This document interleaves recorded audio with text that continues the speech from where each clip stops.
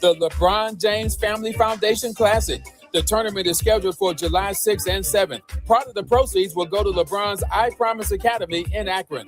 No debates, no speculation, just the info you need. That's your KBLA Sports Minute. I'm Ray Richardson on KBLA Talk 1580. All I need is one mic. With a KBLA Talk 1580 editorial, I'm Tavis Smiley. Culture in my lifetime has been as impactful, if not more impactful, than politics or law or any other pursuit of business.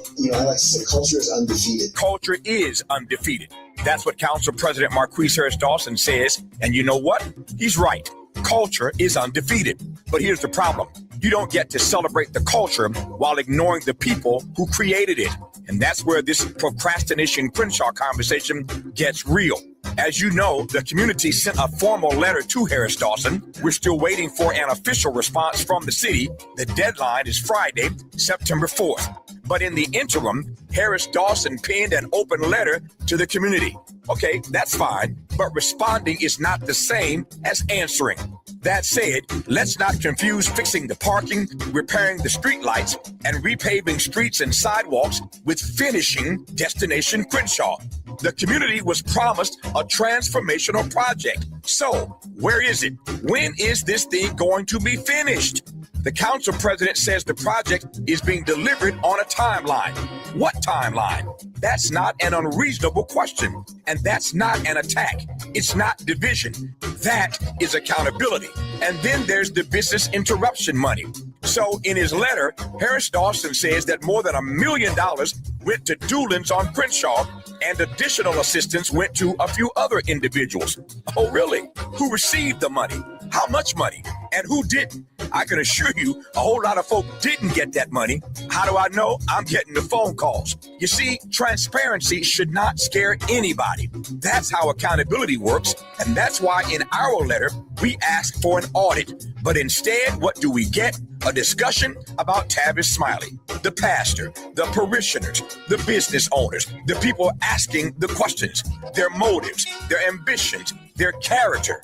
Well, let me tell you something. When you can't answer the questions, attacking, insulting, and gaslighting the persons asking the questions doesn't make the questions disappear. It just makes people ask why you won't answer it. Let me be clear. We don't want to fight with the council president. We want the project finished because the people of Crenshaw are not on the sidelines, Mr. President. They are Crenshaw. And if culture really is undefeated, then respect the culture, respect the people, respect the businesses, and most importantly, respect the questions. Now, answer them. The Crenshaw Corridor community is still waiting, and September 4th is fast approaching. With a KBLA Talk 1580 editorial, I'm Tavis Smiley. As always, we welcome your feedback. Just talking louder and say nothing and say nothing.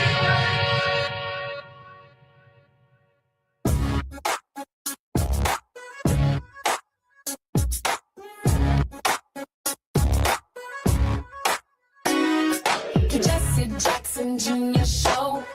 Oh, oh, oh, oh, the Jesse Jackson Jr. Show. Oh, the Jesse Jackson Jr. Show. Oh, the Jesse Jackson Jr. Show. Oh. Come on and talk with me. Come on and listen to me. Come on and talk with me. Come on and listen to me. KBLA. I'm Jesse Jackson Jr. Welcome forward to the Jesse Jackson Jr. Show on KBLA Talk 1580. It's Wealthy Wednesday, and that means we're worldwide with Dr. Wilmer Leon. Dr. Leon is the host and producer of the nationally broadcast radio show Inside the Issues with Wilmer Leon, Sirius XM, Satellite Radio, Channel 126. He's the author of Politics, Another Perspective, and that's what we get from him every Wealthy Wednesday. Commentary and analysis on race, war ethics, and the American political landscape in the age of Obama. And I hope people fully appreciate that the age of Obama isn't just the period within which he served as president of the United States. It is the dividing line between what we understood politics could do and what politics are doing. And so the age continues. Wilmer Leon is a PhD, a political scientist whose primary areas of expertise are Black politics, public policy, and American government. For 11 years, he was a lecturer in the political science of Department of Howard University in Washington, D.C. Dr. Leon, if I had your hand, I might scratch my head with it. Man, if I had your hand, I'd throw in my feet. How you doing? If you throw in your feet, I might throw in some hog balls. Dr. Leon, welcome forward to the show. You doing all right? Hey, man, I'm doing great. And, thank you for making the point about the age of Obama, because as I've said on this show before, Newton's third law of motion is that to every action, there's an equal and opposite reaction. And the election of Donald Trump is the reaction to the Obama administration. And a lot of things that Donald Trump did, is doing, and continues to try to do are direct repudiations or retractions of what Barack Obama was able to accomplish, a la the JCPOA, and why we're now fighting, why the United States decided without real reason to attack Iran. I want to make it clear also that I think Barack Obama got a third term. The third term was Joe Biden. That was his vice president for two terms. And the momentum created by Barack Obama led to Joe Biden, who might not have been able to be president on his own, because I think it was 1988, might have been 84, that Joe Biden was actually in the contest versus my father, the Reverend Jesse Jackson. So nothing changed in Biden's politics except the momentum created, the voter registration created, the enthusiasm created by Barack Obama. So it is a clear line that Donald Trump is a reaction to Obama Biden. No doubt about that. No doubt about it. Let me begin our conversation, if you don't mind, with churches, libraries, and breweries inside DHS's surveillance programs during the immigration raids. Dr. Leon, what do you make of that, this intrusive government in the space of a church? Well, this really is demonstration of the heightened surveillance state that the United States has become. And what this story is referencing is that according to government documents, DHS agents attended meetings of ICE protesters at the Prince of Peace Lutheran Church in Minnesota. And these undercover DHS agents took down license plate numbers of people that were there. Then they compiled dossiers of these people, including their names, their addresses, information about their families and their jobs. They secretly recorded the meetings held at churches. They've recorded meetings at libraries and restaurants, in schools around Minnesota. They've infiltrated private group chats. And so what you see now, I believe, is the heightening of the surveillance state in the United States, which when we can start with the First Amendment, and there are a few other amendments that we can speak to, but also the very premise of the Constitution and the Declaration of Independence, which were written in resistance to the established order. And some of our listeners want to know why their pastor isn't engaged in social justice, or why their pastors aren't registering voters, or why their pastors aren't speaking out on local issues, or why their pastors are not joining the movement Destination Crenshaw. It's because some of them are simply afraid. I'm Jesse Jackson Jr., listening to the Jesse Jackson Jr. Show on KBLA Talk 1580. It's Wealthy Wednesday, worldwide, with Dr. Wilmer Leon on the 405, the 101, the 5, the 10, the 118, and the 110. More when we come forward right here on KBLA Talk 1580.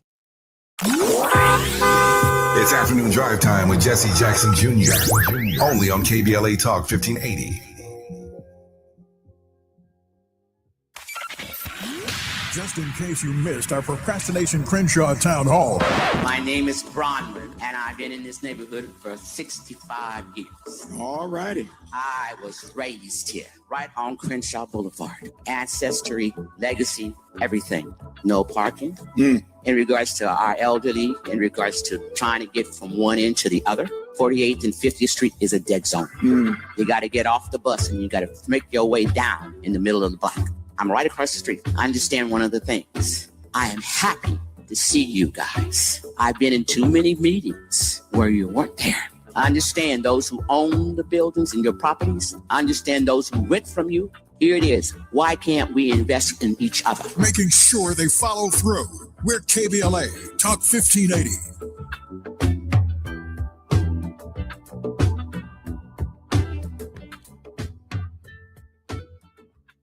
The KBLA 1580 app puts the realest conversations right in your pocket. Stream live wherever you are in the world. No static. No searching the dial. A crystal clear connection 24/7, exactly when you want it. We recommend that you keep automatic updates enabled. Set it and forget it. So the app stays up to date with store requirements, bug fixes, and new features as we roll them out. Download the KBLA 1580 app today and stay plugged into the conversation everyone's having. At Charmin, we heard you shouldn't talk about going to the bathroom in public, so we decided to sing about it. Charmin Ultra Strong. You can use less, better than the rest. Charmin Ultra Strong. Your booty passed the clean test. Salmon with texture, it's the best. Study up, teach a lesson on fresh. Your booty passed the clean test. Yes, sir. Charmin Ultra Strong. Charmin Ultra Strong with diamond weave texture cleans better than the leading one-ply brand, so you can use less. Enjoy the go with Charmin. Indeed presents hires you can't afford to get wrong, like public works supervisor. Hey, this waterman is under a ton of pressure. Did you ever fix it? Yeah, 3 layers of duct tape. Wait, should I have added a 4th layer?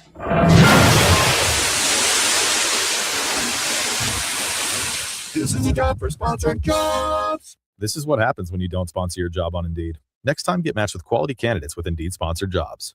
Visit Indeed.com/hire now and sponsor your job today.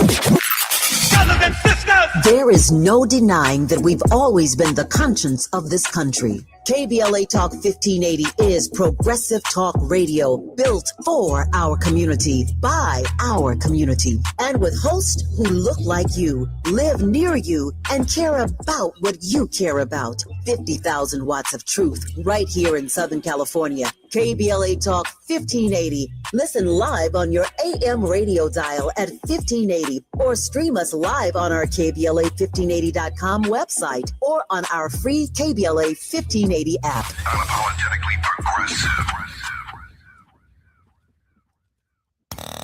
Now back to more of Jesse Jackson Jr. on KBLA Talk 1580. The Jesse Jackson Jr. Show. The Jesse Jackson Jr. Show.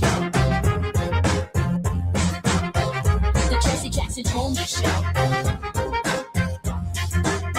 The Jesse Jackson Jr. Show. King Folly, drop the beat. Come on and talk with me. Come on and listen to me. I'm Jesse Jackson Jr. You're listening to the Jesse Jackson Jr. Show on KBLA Talk 1580. We are worldwide with Dr. Wilmer Leon on Wealthy Wednesday. Dr. Leon is a political scientist whose primary expertise includes Black politics, Black policy, and American government. Welcome forward to the show, Dr. Leon. Hey, man, thank you very much. And the point about the last segment and the surveillance state, as African Americans, when we always have to view this through the prism of the counterintelligence program. Mm-hmm. When the FBI attacked the Black community by attacking SNCC, by attacking Dr. King and the Southern Christian Leadership Conference, your father, by attacking the Black Panther Party for self-defense. This is another example of the government directly attacking the citizens. And I thought when we read "We the People," that we the people were, in fact, the government. Dr. Leon, I did want to add that you're right. The history of the counterintelligence program and what it did to African-American organizations, the blemish that it put on Black leadership, where it did not just surveil them, open up FBI files and turn neighbors against neighbors and put spies in various programs. Those that it didn't surveil, it simply locked them up. It just took their names from them. They pay their debt to society in full. And no matter how much they pay their debt over and over and over again, they are never viewed in the eyes of the law the same again. And murdered Fred Hampton. That's right. And I think that the character assassination program that comes with it is as bad as the surveillance and the physical murder. You can be alive in the United States and be dead, erased, non-existent. America's good for that. Dr. Leon? Oh, you're absolutely right. And you know, this is, I guess the analogy you could use is boiling the frog. You know, when you put the frog in cool water on the stove, the frog is happy. You turn the heat up slowly, and the frog never realizes it's getting boiled. Had a really interesting program yesterday, and I editorialized on the Supreme Court's decision, which Ketanji Brown Jackson referred to as chaotic, that it's inconsistent, that when a case can be brought is unclear. And therefore, when you look at the earlier ruling from the case in June, which seems to suggest that mail-in voting was just fine, we got something quite different yesterday from the Supreme Court.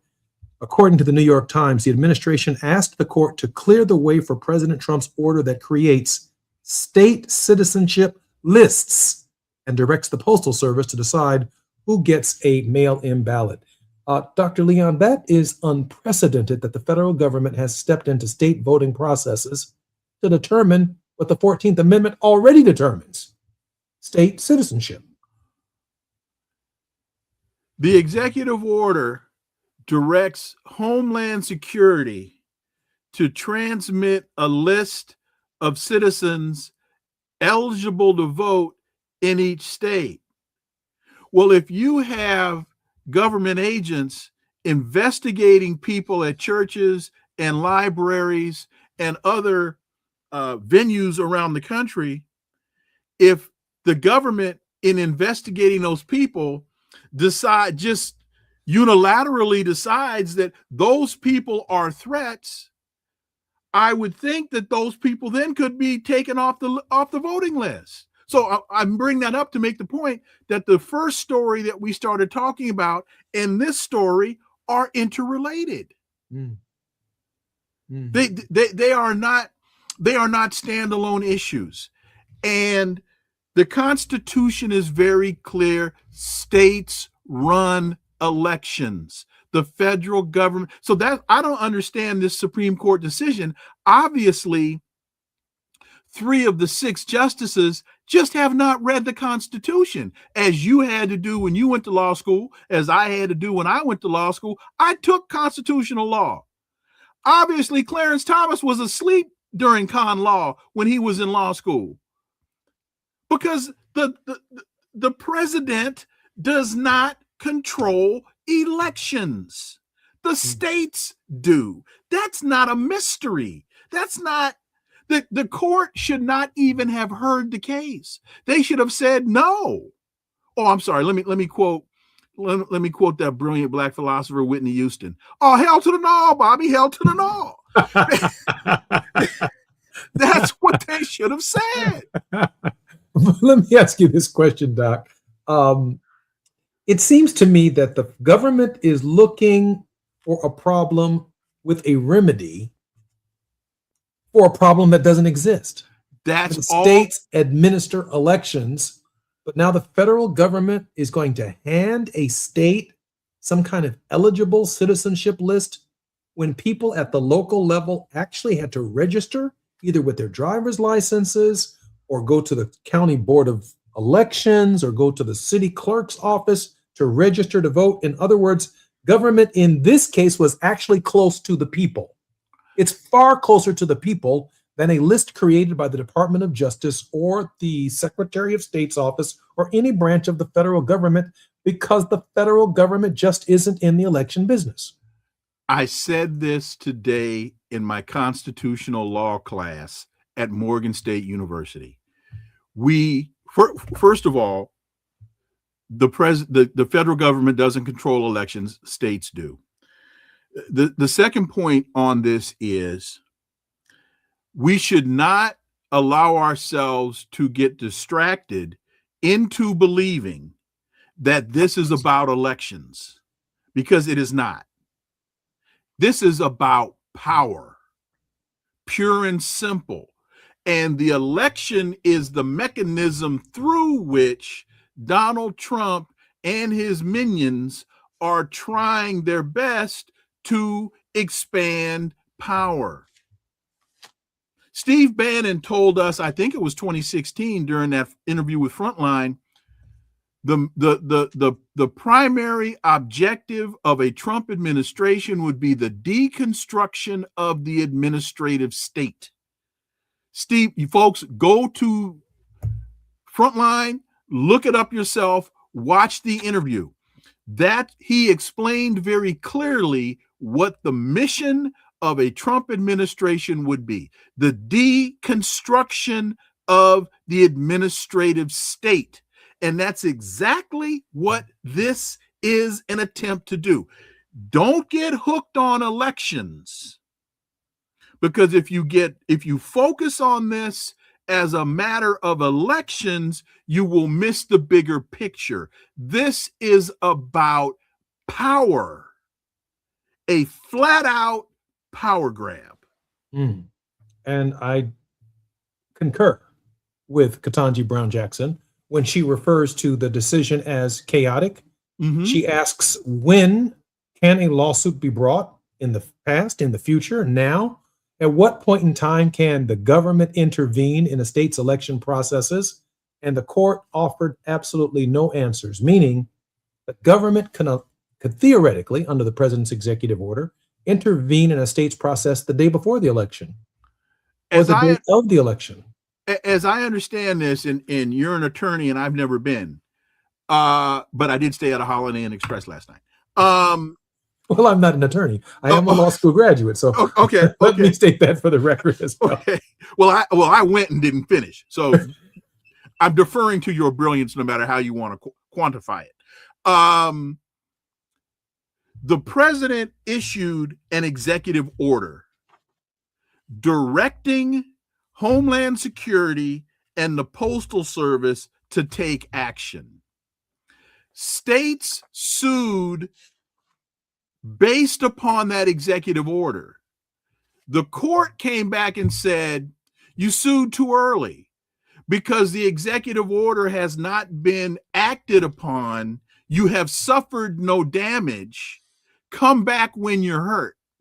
Come back once this has been put into place, and then you can tell us what your damages are. That's how I understand what the court has done here, which is flat out wrong because the executive order has been issued. So they can make a determination about simply, does the president have the authority to do this? And the answer is no, unless you understand this is nothing but a power grab. Am I right? I think that's right. I think that's right. I mean, the president has, first of all, he's term limited. And so what is his interest in state elections and in this cycle other than the midterms? Because the Congress of the United States for the next 2 years of his administration would be holding the administration accountable under the leadership of Democrats, theoretically. So why the present tension? Why the need at this moment to engage the processes through an executive order or through any other means to disrupt local elections, other than the fact that there is an election that's coming where the president of the United States, his name and his vice president's name are not on the ballot. So what's the president's interest in local elections? Well, it's control of the Congress of the United States is what his interest is. He doesn't want to be impeached. He doesn't want accountability. He doesn't want secretaries of this and secretaries of that and the Kushners and the family members being hauled into the Congress of the United States to change the news cycle about what's really going on. Dr. Lee? And two other points on that. One is the basis of his claim is vote fraud, that the elections are invalid and insecure. There is absolutely no data to support that argument. In fact, all of the studies, all of the reputable studies indicate that that's just flat out wrong. It's a lie. The elections are secure. So the basis of his argument is flawed. And to your other point, why would he do this? You're right. He is term limited unless he changes his mind and unless he gets a Congress in place that would allow the passage of a revision to the Constitution that would allow him to serve another term. That's not happening. He's not going to have 2/3 of the Congress, 3/4 of the state to make that happen. But I hear you. Dr. Leon, let me ask you this question, though, because I think it does matter. We have about a minute and a half for this response. The president is turning his attention, of course, to the DSA. Some very popular candidates are now continuing to win, including Sister Nixon, I think, down in Florida. Yes. Has garnered a lot of news this week. Your thoughts on, again, we've covered it in the past, but certainly the president's now using the Red Scare that somehow the communists are coming to get us. That's a nice way of saying, here come the Negroes. Go ahead, Doc. Well, not only are the conservatives using it, some of the Democrats are using it as well. Folks, don't fall for the okie doke. Don't bite on the hook. Subscribing to some of the elements or ideologies within the platform of the Democratic Socialists of America does not make you a Democratic Socialist. It makes you someone that's concerned about education, concerned about unions, concerned about healthcare, concerned about housing, and other elements that are vital to the existence of our community. You can't say that enough. Just because you want everyone to have equal high quality healthcare, or to walk into a classroom with a teacher who has a master's degree at whatever level and a smaller class size, so they're not babysitting a classroom of 30 students with one teacher, so that your child can learn, that has the same facilities as other schools, A clean, safe, and sustainable environment. Just because you believe in these principles does not make you a socialist. It might make you just a good old American. I'm Jesse Jackson Jr., listening to Dr. Wilmer Leon. It's Wealthy Wednesday on the Jesse Jackson Jr. Show. More on KBLA Talk 1580 when we come forward. It's afternoon drive time with Jesse Jackson Jr. Only on KBLA Talk 1580.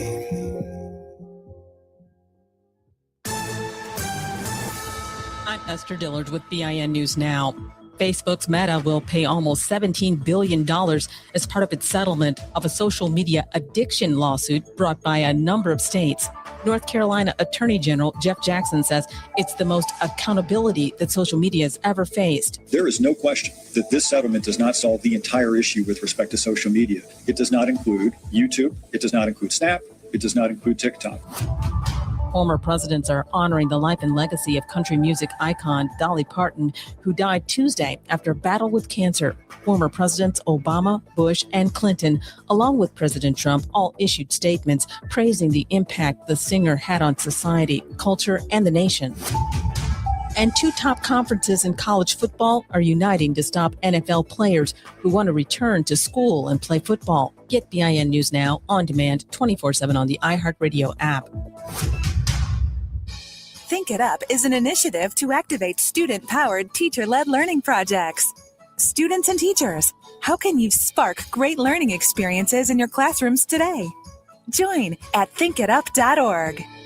Is this the time? This is the KBLA Sports Minute with Ray Richardson. The Dodgers' 6-game winning streak was snapped Tuesday night in Atlanta. They lost to the Braves 4-3. The Dodgers had 10 hits but left 11 runners on base. The Dodgers and Braves meet up again tonight. The Southeastern Conference is joining the Big Ten and not allowing athletes who signed pro contracts to return to school for a fifth year of eligibility. The ACC and Big 12 are meeting this week to consider doing the same thing as the SEC and Big 10. A federal court ruling has given pro athletes, those drafted or signed as free agents, the right to return to college if they get cut by their pro teams. LeBron has teamed up with the PGA Tour to do a tournament in 2027 in his hometown of Akron, Ohio. The LeBron James Family Foundation Classic. The tournament is scheduled for July 6th and 7th. Part of the proceeds will go to LeBron's I Promise Academy in Akron. No debates, no speculation, just the info you need. That's your KBLA Sports Minute. I'm Ray Richardson on KBLA Talk 1580. You can't fix what you won't face. And we face it every day. This is KBLA Talk 1580. In a world full of noise, one station keeps it real. KBLA Talk 1580, where the conversation goes deeper, the voices sound like yours, and the issues that matter most to our community take center stage. Progressive, powerful, unapologetically us. Whether you're driving through the city or tuning in from your home or office, join the public square. KBLA Talk 1580. Your home for talk that enlightens, encourages, and empowers. Listen live on our free KBLA 1580 app, on our website at KBLA1580.com, or on your radio dial at 1580 AM. What's good, KBLA delegation? I am Miles Lowe, and I'm excited to be joining the weekend lineup right here on KBLA Talk 1580. Join me every Saturday at 12 noon for the Do Better Show, where we get into the world of tech, AI, the creator economy, navigating your mental health through it all, and have conversations with founders to find out how real people are making real money right now. It's not a course, not a subscription. Class is in session every weekend, live on the air. If you knew better, you do better, right? So let's make a better you. The Do Better Show, every Saturday, 12 noon, and replaying again at 7 p.m. right here on Unapologetically Progressive KBLA Talk 1580. We got a lot to talk about. KBLA Talk 1580. We've got a lot to talk about.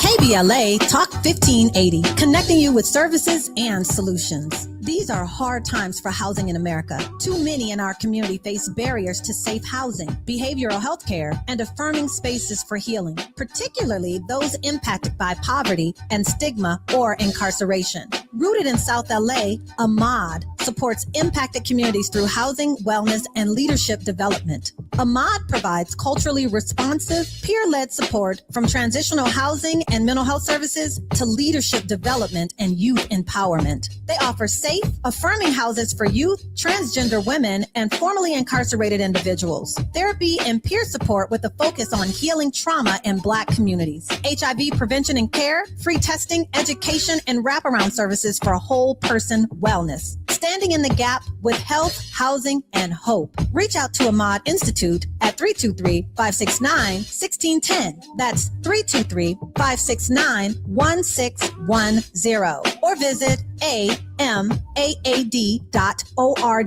This is a community call to action from KBLA Talk 1580. KBLA Talk 1580. We've got a lot to talk about. KBLA Talk 1580, connecting you with services and solutions. 10 Toes In serves as a mentorship and domestic violence prevention program. They support, educate, and empower couples during and after incarceration. They assist male returning citizens to re-enter society successfully and to help them maintain a healthy relationship with their romantic partner. They offer a mentorship support group for formerly incarcerated men. 10 Toes In teaches its Intimate Relationships 101 curriculum at male prisons throughout the state of California. They host sister support group meetings for women who are intimately involved with incarcerated and formerly incarcerated men. 10 Toes In is a 501c3 nonprofit organization. To access their services or make a donation, please visit them online at 10toesin.org or find them on Facebook or Instagram. They are healing lives through relationships. This is a community call to action from KBLA Talk 1580. You're listening to Jesse Jackson Jr. on KBLA Talk 1580. The Jesse Jackson Jr. Show. The Jesse Jackson Jr. Show. The Jesse Jackson Jr. Show. The Jesse Jackson Jr. Show. King Volley, drop the beat. Come on and talk with me. Come on and listen to me. Come on and talk. I'm Jesse Jackson Jr. Welcome forward to the Jesse Jackson Jr. Show on KBLA Talk 1580. Dr. Wilmer J. Leon III, PhD, political scientist, Black politics, public policy, American government, lecturer, host, producer of nationally broadcast radio show Inside the Issues with Wilmer Leon on Sirius XM Satellite Radio 126. That's channel 126. Dr. Leon, how can our listeners join and follow your programming? Saturdays live, Sirius XM channel 126 Urban View from 11 to 2 p.m. Eastern, and just go to wilmerleon.com and all the information you need there you'll find at wilmerleon.com. Dr. Leon, let me pivot for a moment to the State Department and their revocation of tourist and business visas for those who have claimed asylum. And that, by the way, is largely people of color, people who look just like us. Now, that's a nice, wonderful term, tourist business visas for those who claimed asylum. But in some of these countries, when you think about Haiti, when you think about some countries in South America and other countries around the world, African and brown people are actually confronting very, very serious domestic challenges in terms of their freedom, their independence, and even their religious beliefs. So what do we owe the administration's present disposition of deporting and ending the visa program for Black folk? Let's see. How about I give you 3 words? Racism, white supremacy. I could have just said white supremacy, but let's go back to Dr. Francis Cress Welsing and racism, white supremacy. Donald Trump was very clear when he told us he wants white people from South Africa. He wants Afrikaners to come to the United States. And he lied when the basis for that statement was what? That they're being discriminated against, and that I think he used the word genocide against Afrikaners. Really? Where's the evidence of that? I haven't seen any, and neither have they.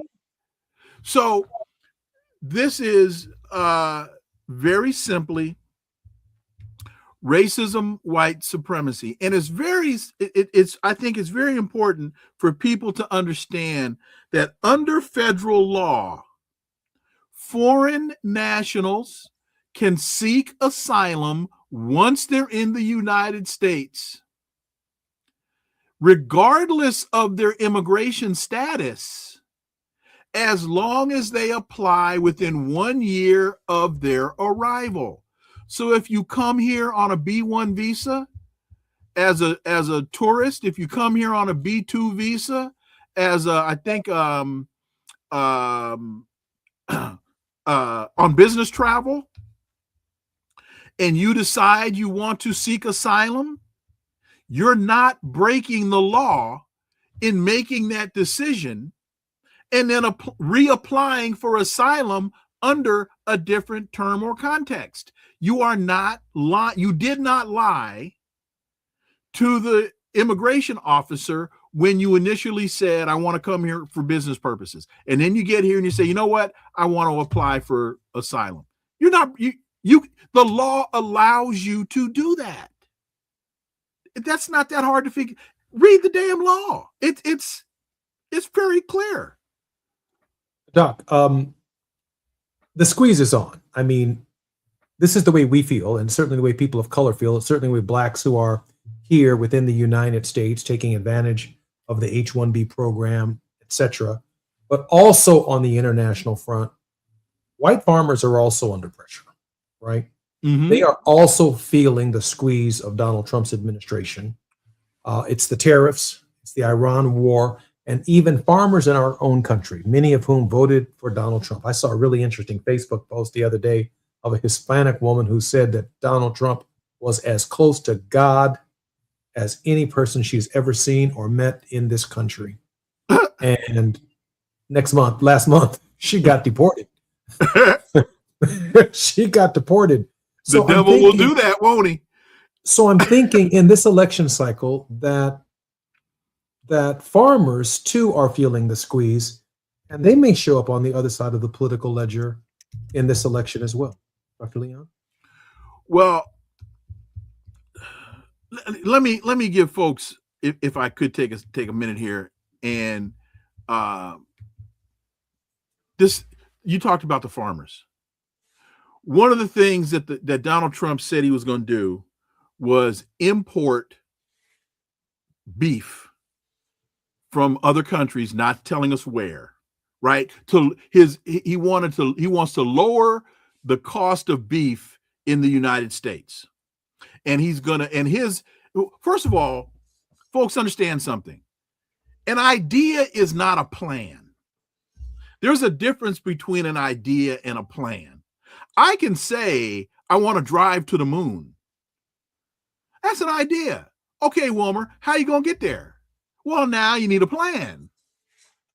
So he says he wants to lower the price of beef by importing foreign beef. 80% of beef consumed in the United States is domestically produced. He's talking about importing 3,000 metric tons, which is about 11.8. I mean, he's talking about importing 3,000 metric tons, which actually comes to 0.03% of beef consumed in the United States. It's not going to happen. It's not going to work. It's only going to make farmers more angry, cost them more money, and drive more of them into bankruptcy. It's a fool's errand. And we haven't forgotten or let off the hook yet that the president's policies have driven up prices on fertilizer, fuel, and machinery, all of it tied to the politics of what's taking place in the Strait of Hormuz. Absolutely right. And you import foreign beef, but you've already decimated through Doge the employees at the USDA, specifically the USDA Food Safety and Inspection Service. So who's going to inspect the beef that you're importing? How do we know that the horses that they're rounding up and killing, don't get ground up and sold to us as beef. How do we know this? If you fired the USDA, no, wait a minute. No, you didn't say that the horses could be ground up and being sold to us as beef. What I'm saying is, because there's a whole nother plan. They're rounding up wild horses in this country. And they're killing these wild horses. My point is, since you have no inspectors, the USDA people, how do you know that the horses that they've killed won't get ground? I'm not saying that they are. But saying it's possible. I mean, how do you know if you fired the people at the Food Safety and Inspection Service? There's a lot of beef fried rice that I love to eat, and sometimes the beef just doesn't taste or look like anything I've ever. Okay, Wilbur. That's hard, Dr. Leon. Wait a minute. It's been decades since I've heard the talking horse now. Mr. Ed is alive and well. That's another story. Mr. Ed is alive and well. Hey, Doc, let me ask you. Yes. I can't separate, and I know we have about a minute before we come forward, any of these issues from the election. There have been presidents of the United States who've started wars to impact the local election. There have been other presidents of the United States who turned on the economic engine towards war to strengthen the American economy at the time of their election. And so every one of these issues that Dr. Leon is talking about isn't just about affecting ballot boxes. It's also affecting the issues that people vote on in the election. It's all electioneering. I'm Jesse Jackson Jr. You're listening to the Jesse Jackson Jr. Show on KBLA Talk 1580. More with Dr. Wilmer Leon worldwide when we come forward. While you're stuck in traffic, we can at least bring you up to speed on the news of the day. You're listening to Jesse Jackson Jr. only on KBLA Talk 1580.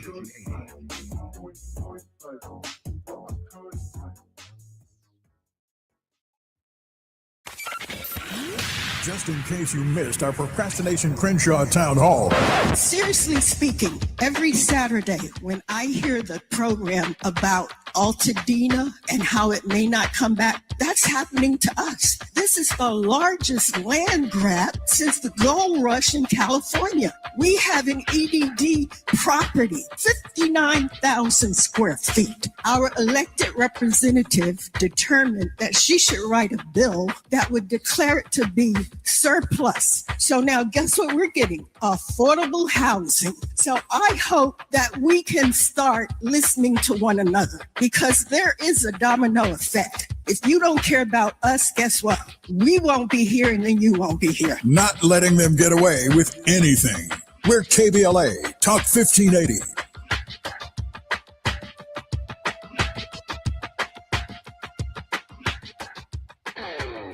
This is the story of the one who keeps multiple buildings running smoothly day after day. Plumbing that flows, HVAC that hums, cleaning supplies that keep surfaces sparkling. That's why she counts on Grainger. With easy reordering online and 24/7 support, Grainger helps her keep the products she needs on hand, so shelves stay stocked and buildings stay ready. Call 1-800-GRAINGER, click Grainger.com, or just stop by. Grainger, for the ones who get it done. When you're finally off the clock after a long day, dishes put away, kids asleep, feet kicked up, heartburn. Don't let heartburn take over your hard-earned moment. Quick, Alka-Seltzer. Nothing works faster for heartburn relief. Alka-Seltzer effervescent tablets begin neutralizing stomach acid in seconds, so you can get back to your one more episode marathon. Quick, Alka-Seltzer. Because nothing works faster for heartburn relief. Use as directed. Lena Bloom for the Bail Project. Imagine you're stuck in a jail cell and you can't afford bail, and someone offers you a way out. Just plead guilty and you can go home and kiss your kids goodnight. What do? What thousands have. You plead guilty whether you are or not. Cash bail makes poverty a crime. That's why the Bail Project helps those who can't afford it while fighting to end cash bail. Because freedom should be free. Brought to you by the Ad Council. The way I do laundry hasn't really changed until now. Have you seen the new Tide Evo? It may look different, but now I get it. It's a super concentrated laundry detergent towel from Tide, packed with 6 layers of cleaning power. You just toss it in the washer and it dissolves instantly in water. It's built differently to fight tough stains. I love it because Tide Evo comes in a lightweight cardboard box. There's no bulky plastic bottle taking up space. It's perfect for me because I have no space for anything, especially with having twins. It's double the mess and double the load every time. And the biggest perk, it makes getting a Tide clean feel so easy. Try the new Tide Evo Super Concentrated Laundry Detergent today. KBLA Talk 1580. We've got a lot to talk about. KBLA Talk 1580, connecting you with services and solutions. Created with a share of the 1984 Olympic Games surplus, LA 84 began operations in 1985 as a grant-making and educational foundation. Today, the LA 84 Foundation supports hundreds of nonprofit youth sports organizations throughout Southern California annually, trains coaches, commissions research, convenes conferences, and maintains the world's premier Olympic and sports library collection. They are transforming lives and communities through the power of youth sports. To find out about youth sports programs for yourself or your child, and to get information about the grants and support they offer to schools and nonprofits, or if you want to make a donation, please visit la84.org. That's la84.org. Or you can call them at 323-730-4600. This is a community call to action from KBLA Talk 1580. Ready for a weekend reset? Walk it out with me, Gina A. Towns, the artist formerly known as Gina Darby, on Reflectivity Beyond Black and White, as we seek peace, understanding, and healing beyond surface level perspectives, where reflectivity becomes our inner power and resilience to transform our lives and our communities no matter what. Meet me and my crazy cool guests. Join the Reflectivity family movement as we make sense of it all. Every bit, every morsel. We're going to nourish the mind, body, and soul unapologetically right here on KBLA Talk 1580.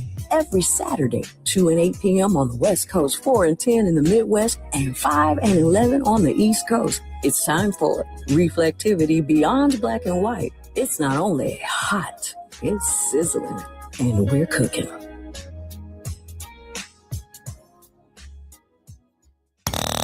Now back to more of Jesse Jackson Jr. on KBLA Talk 1580. The Jesse Jackson Jr. Show. The Jesse Jackson Jr. Show. The Jesse Jackson Jr. Show. The Jesse Jackson Jr. Show. King Folly, drop the beat. Come on and talk with me. Come on and listen to me. Come on and talk with me. Come on and listen to me. KBLA. It's Wealthy Wednesday on the Jesse Jackson Jr. Show, and we're worldwide with Dr. Wilmer Leon, well sought after consultant and thinker during these critical times. I'm honored that he gives us time every week right here on the Jesse Jackson Jr. Show. Dr. Leon, welcome forward to the show. Thank you, man. As always, I'm humbled when you invite me in, and thank you so much for doing so. Hey, Dr. Leon, let me ask you a question.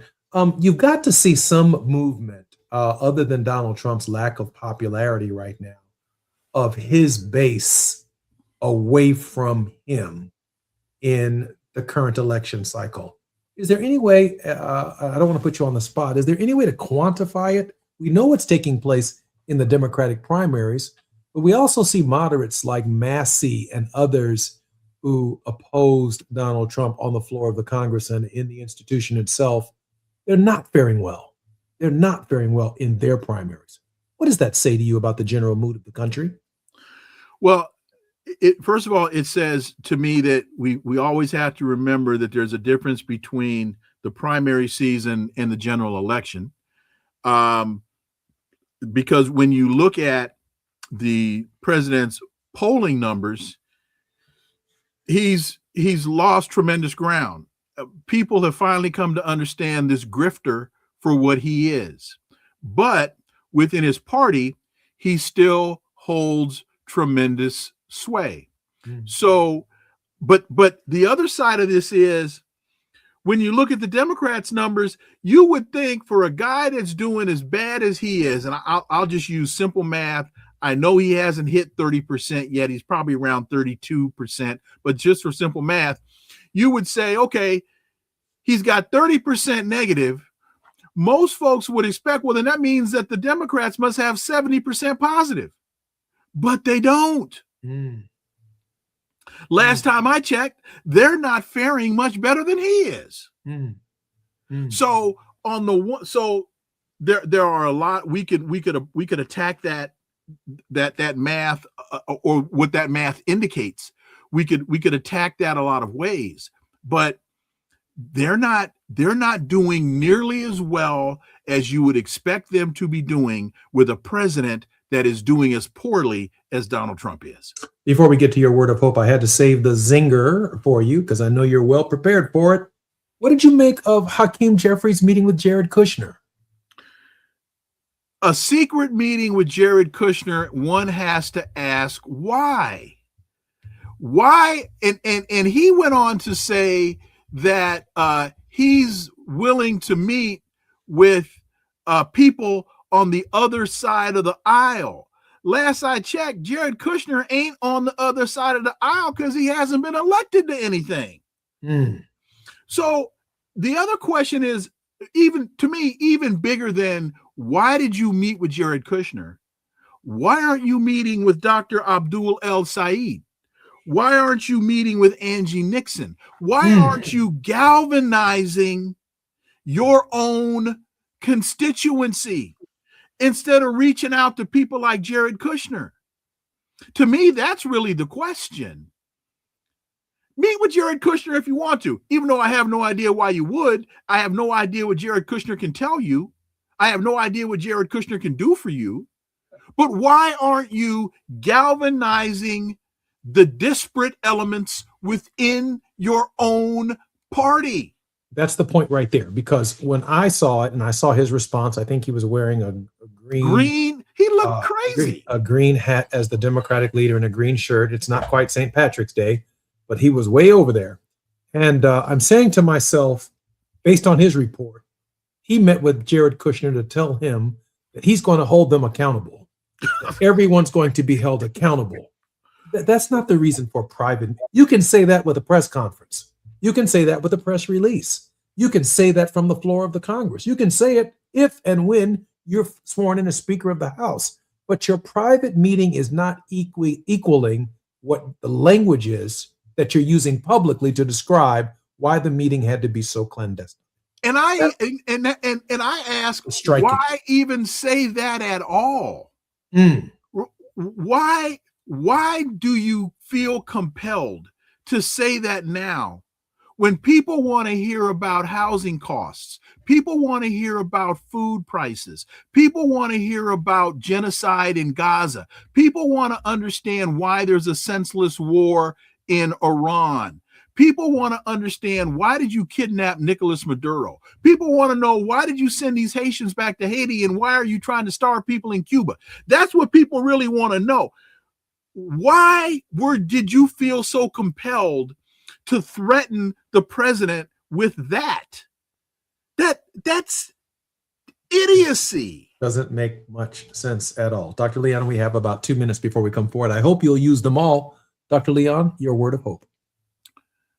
My word of hope is, folks, in spite of all that we've just spent almost the last hour discussing, nothing is lost. What we have to do first is read, then we need to read some more, and then we need to read after that. We need to educate ourselves so that we truly understand the breadth and the dynamics of what is at stake, so that we then can know very simply what we need to do to solve these problems. In spite of all of the negative and foolishness that's going on right now, I am an eternal optimist. We have the mechanisms and we have the history. We've done this before. We can do it again, but it's up to us to do it. No one is coming to save us. We must save ourselves, and only an enlightened electorate will be able to do so. Brothers and sisters, I hope you've heard Dr. Leon today, and I hope those of you who are going to vote early, that you do vote early. If you're going to vote by mail, make sure you vote early by mail. But in this election, given the nature of what we are confronting as a democracy, given the collusion between the court and some of these wayward decisions that don't make any sense whatsoever, we need to schedule the date of the election on our calendars. That's our vacation day. I don't care how long the lines are. I don't care how difficult the journey is, or even how far the polling place is from where you will be voting on election day. You must schedule it. You must expect to be voting. You need to share that with your family members. You need to share it with your community. We need to take voting very seriously, and we need to overwhelm the system. I'm Jesse Jackson Jr. More on KBLA Talk 1580. Thank you, Dr. Leon, when we come forward. KBLA 1580 Santa Monica. I'm Esther Dillard with BIN News Now. Facebook's Meta will pay almost $17 billion as part of its settlement of a social media addiction lawsuit brought by a number of states. North Carolina Attorney General Jeff Jackson says it's the most accountability that social media has ever faced. There is no question that this settlement does not solve the entire issue with respect to social media. It does not include YouTube. It does not include Snap. It does not include TikTok. Former presidents are honoring the life and legacy of country music icon Dolly Parton, who died Tuesday after a battle with cancer. Former presidents Obama, Bush, and Clinton, along with President Trump, all issued statements praising the impact the singer had on society, culture, and the nation. And two top conferences in college football are uniting to stop NFL players who want to return to school and play football. Get BIN News Now on demand 24/7 on the iHeartRadio app. Think It Up is an initiative to activate student-powered, teacher-led learning projects. Students and teachers, how can you spark great learning experiences in your classrooms today? Join at thinkitup.org. Is this the time? This is the KBLA Sports Minute with Ray Richardson. A spokesperson for Dodgers owner Mark Walter confirmed that Walter is not selling the Dodgers. Walter is facing a federal investigation for possible tax fraud. After owning the Lakers for just 1 year, Walter sold the franchise 3 weeks ago for $12.1 billion. Financial experts believe Walter sold the Lakers to help reduce his assets during the investigation. Walter bought the Dodgers in 2012 for $2.15 billion. San Diego Padres minor league coach Oswaldo Perella was released on bond Tuesday morning by ICE after he was detained for 10 days. Perella was taken into custody on August 10th at the El Paso International Airport in Texas. ICE officials claimed Perella's work visa had expired. Perella, who coaches catchers in the Padres minor league system, is back home with his family in Phoenix. Perella's family showed reporters in Phoenix that his visa had been renewed and was good through 2029. No debates, no speculation, just the info you need. That's your KBLA Sports Minute. I'm Ray Richardson on KBLA Talk 1580. All I need is one mic. With a KBLA Talk 1580 editorial, I'm Tavis Smiley. Culture in my lifetime has been as impactful, if not more impactful, than politics or law or any other pursuit or business. You know, I like to say culture is undefeated. Culture is undefeated. That's what Council President Marquise Harris Dawson says. And you know what? He's right. Culture is undefeated. But here's the problem. You don't get to celebrate the culture while ignoring the people who created it. And that's where this procrastination Crenshaw conversation gets real. As you know, the community sent a formal letter to Harris Dawson. We're still waiting for an official response from the city. The deadline is Friday, September 4th. But in the interim, Harris Dawson penned an open letter to the community. Okay, that's fine, but responding is not the same as answering. That said, let's not confuse fixing the parking, repairing the street lights, and repaving streets and sidewalks with finishing Destination Crenshaw. The community was promised a transformational project. So, where is it? When is this thing going to be finished? The council president says the project is being delivered on a timeline. What timeline? That's not an unreasonable question, and that's not an attack. It's not division. That is accountability. And then there's the business interruption money. So in his letter, Harris Dawson says that more than $1 million went to Doolin's on Crenshaw, and additional assistance went to a few other individuals. Oh, really? Who received the money? How much money? And who didn't? I can assure you a whole lot of folk didn't get that money. How do I know? I'm getting the phone calls. You see, transparency should not scare anybody. That's how accountability works, and that's why in our letter, we ask for an audit. But instead, what do we get? A discussion about Tavis Smiley, the pastor, the parishioners, the business owners, the people asking the questions, their motives, their ambitions, their character. Well, let me tell you something. When you can't answer the questions, attacking, insulting, and gaslighting the persons asking the questions doesn't make the questions disappear. It just makes people ask why you won't answer it. Let me be clear. We don't want to fight with the council president. We want the project finished because the people of Crenshaw are not on the sidelines, Mr. President. They are Crenshaw. And if culture really is undefeated, then respect the culture, respect the people, respect the businesses, and most importantly, respect the questions. Now, answer them. The Crenshaw Corridor community is still waiting, and September 4th is fast approaching. With a KBLA Talk 1580 editorial, I'm Tavis Smiley. As always, we welcome your feedback. Just talking louder and say nothing and say nothing.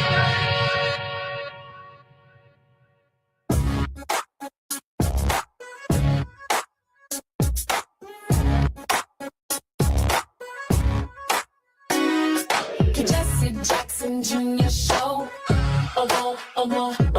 The Jesse Jackson Jr. Show. The Jesse Jackson Jr. Show. The Jesse Jackson Jr. Show. Come on and talk with me. Come on and listen to me. Come on and talk with me. Come on and listen to me. KBLA Talk 1580. Download the app.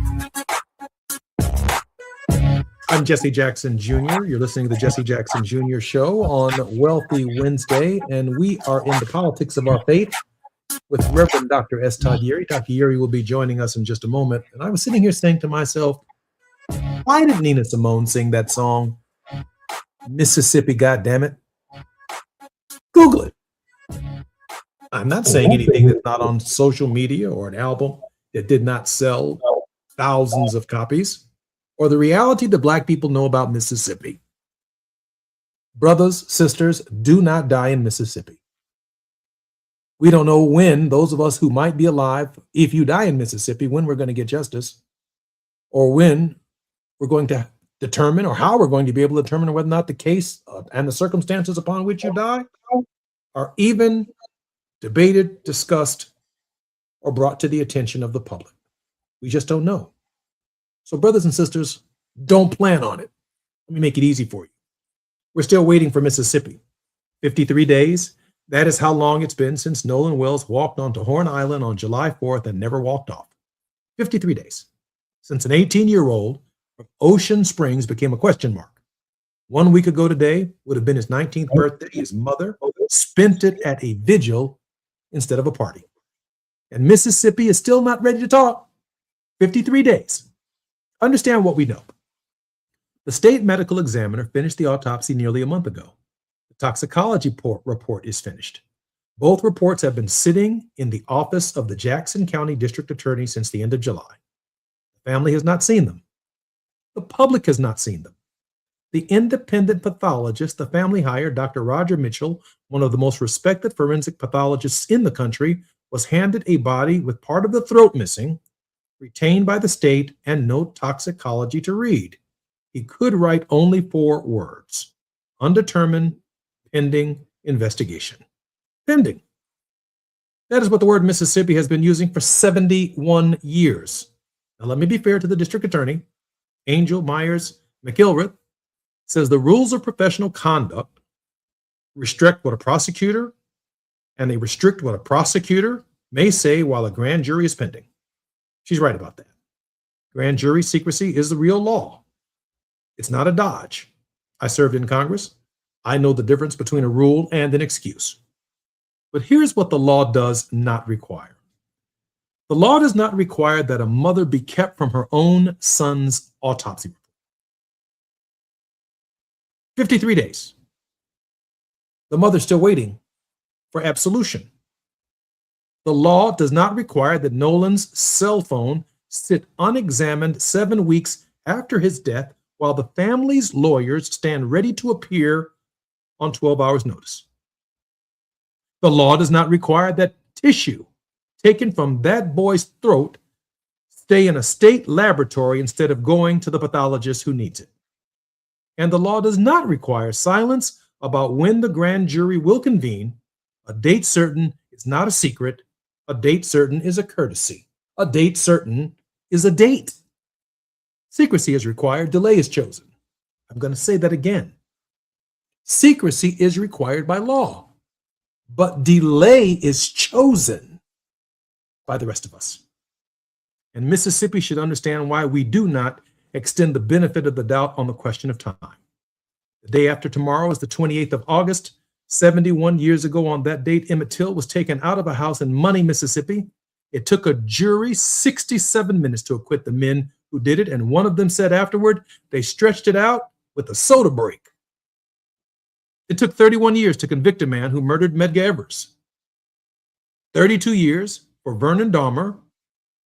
41 years for 3 men buried in the eastern dam of Neshoba County.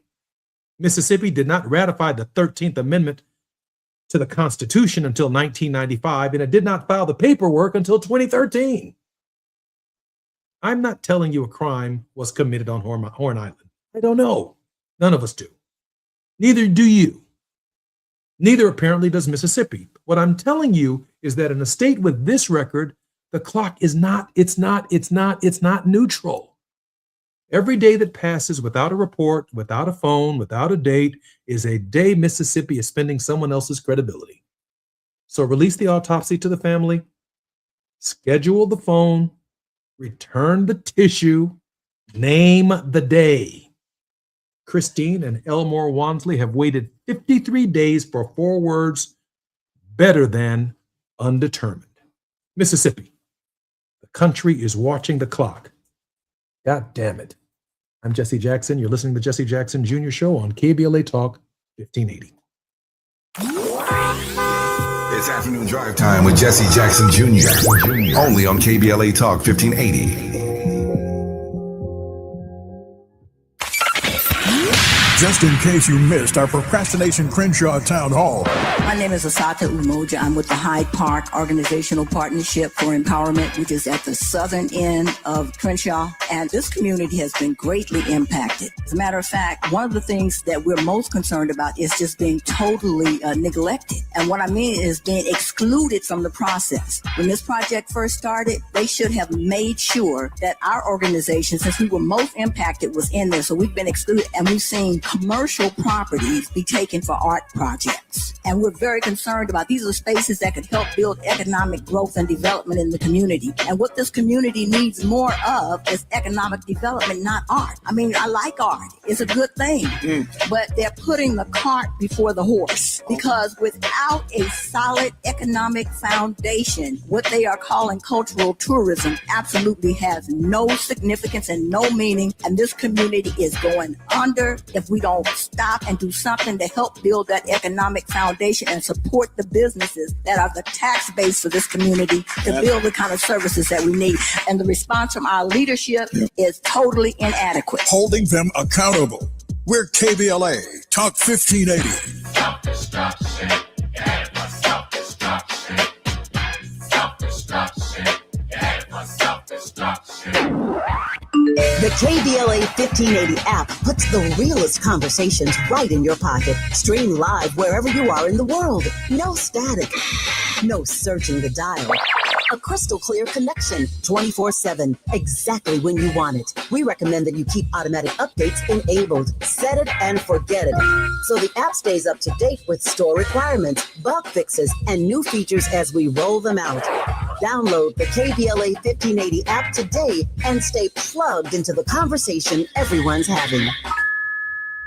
At Charmin, we heard you shouldn't talk about going to the bathroom in public, so we decided to sing about it. Charmin Ultra Strong. You can use less, better than the rest. Charmin Ultra Strong. Your booty past the clean test. Salmon weave texture, it's the best. Study up, teacher lesson on fresh. Your booty past the clean test. Yes, sir. Charmin Ultra Strong. Charmin Ultra Strong with diamond weave texture cleans better than the leading one-ply brand, so you can use less. Enjoy the go with Charmin. Indeed presents hires you can't afford to get wrong, like public works supervisor. Hey, this waterman is under a ton of pressure. Did you ever fix it? Yeah, 3 layers of duct tape. Wait, should I have added a 4th layer?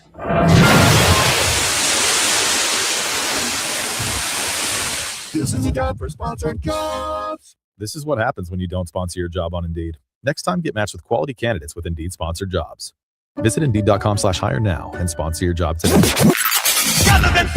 In a world full of noise, one station keeps it real. KBLA Talk 1580, where the conversation goes deeper, the voices sound like yours, and the issues that matter most to our community take center stage. Progressive, powerful, unapologetically us.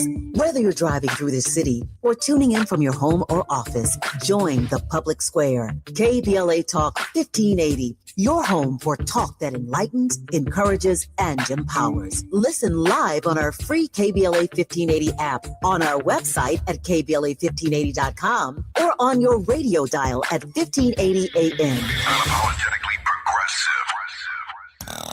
Now back to more of Jesse Jackson Jr. on KBLA Talk 1580.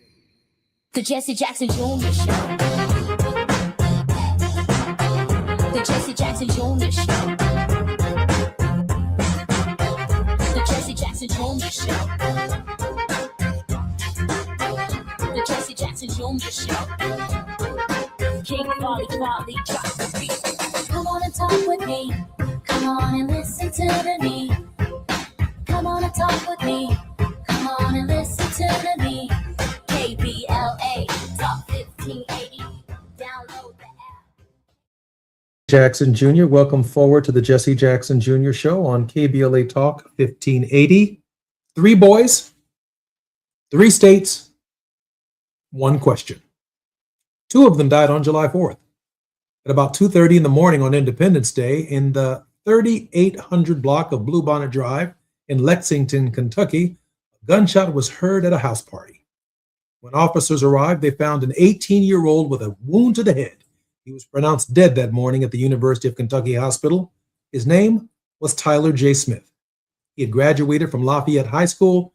He had signed up the day before to study robotics at Bluegrass Community and Technical College.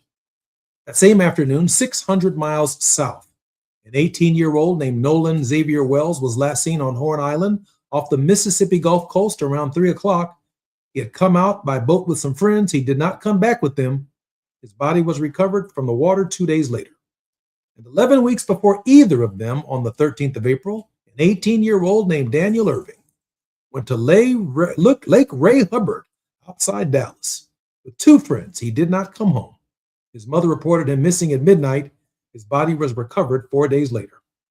3 18-year-old black young men, 3 states, 3 months, 3 families who have been told what happened. They've simply not been told.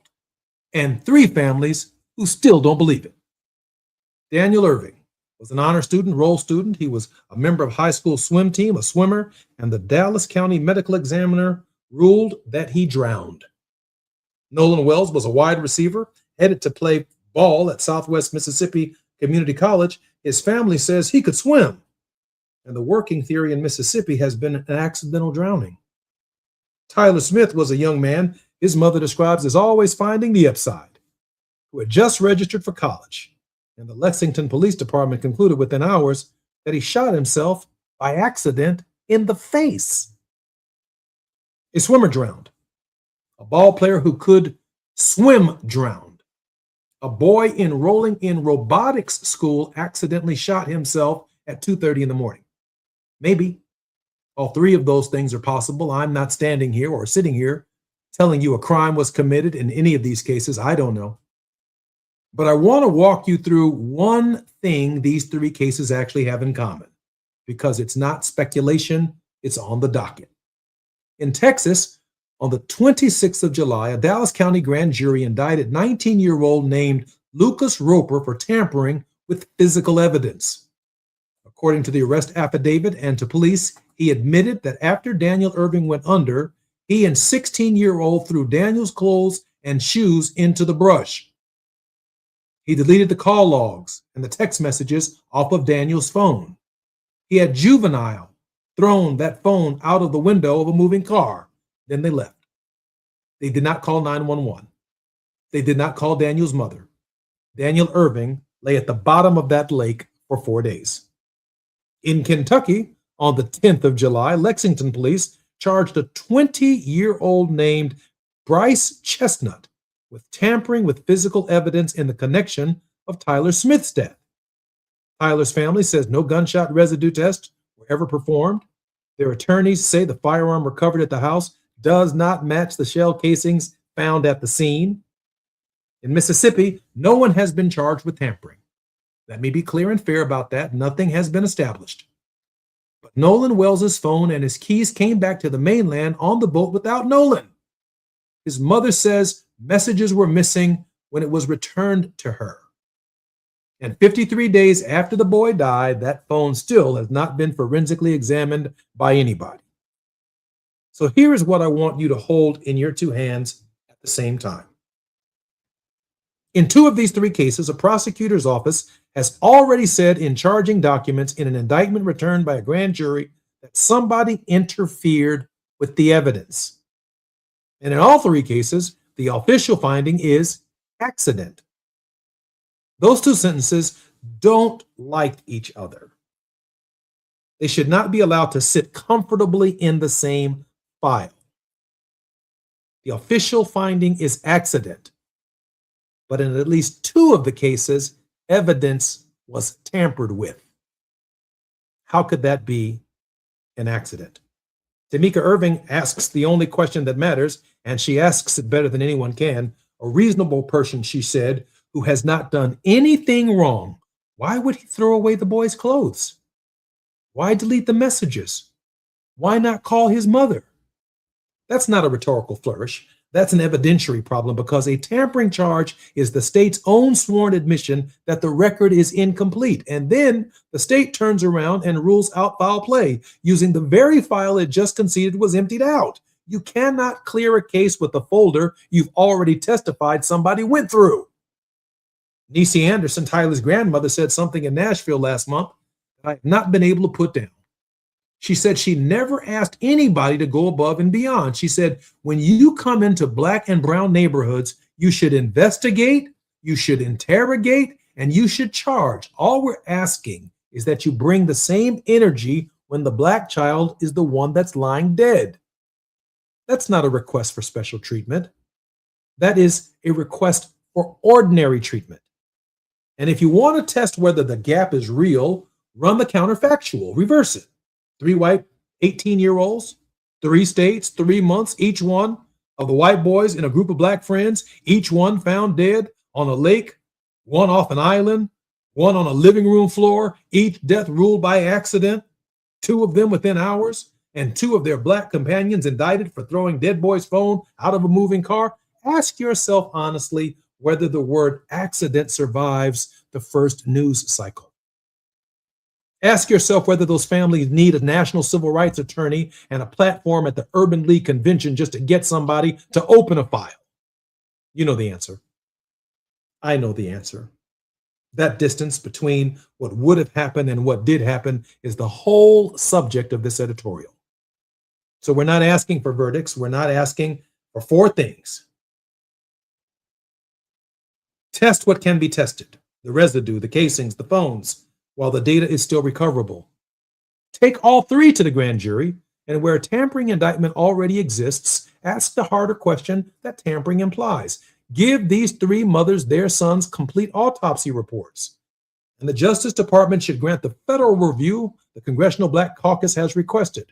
Federal eyes are not an accusation, they are a receipt. 2 of these boys died on the 4th of July.